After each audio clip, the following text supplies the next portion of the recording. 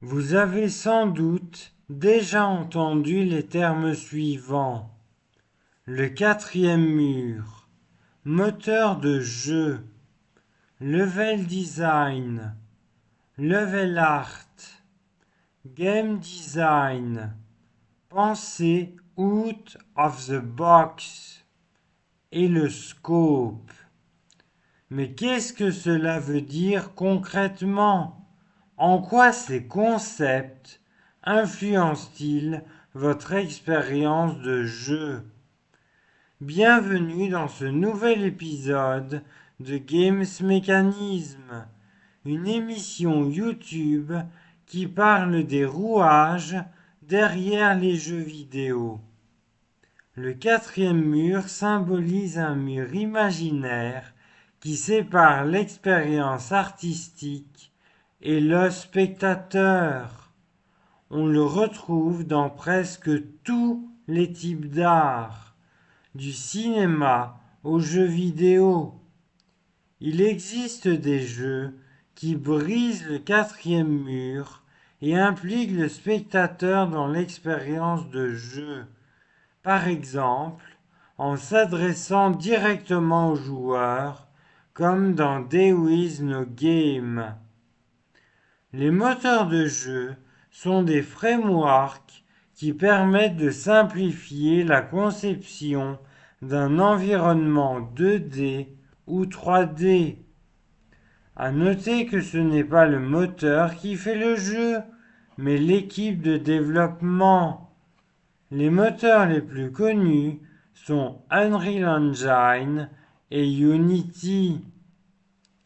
Un exemple frappant du fait que le moteur ne fait pas le jeu est Bzit. C'est un jeu en pixel art 2D réalisé sur un moteur 3D.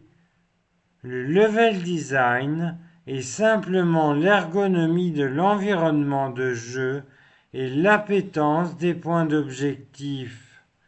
Le level art, lui, est la beauté des environnements et la consistance de l'univers.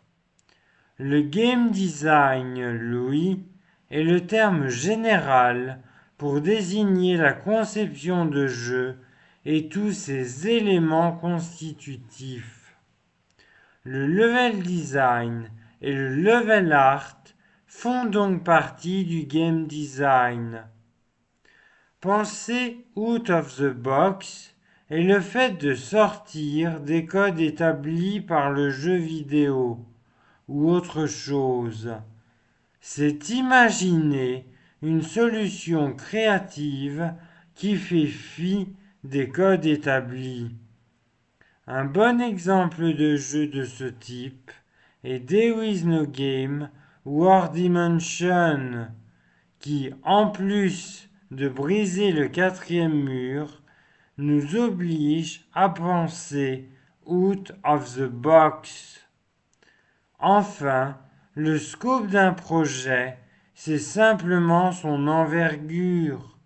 Pour créer votre premier jeu, il faut viser un tout petit scope.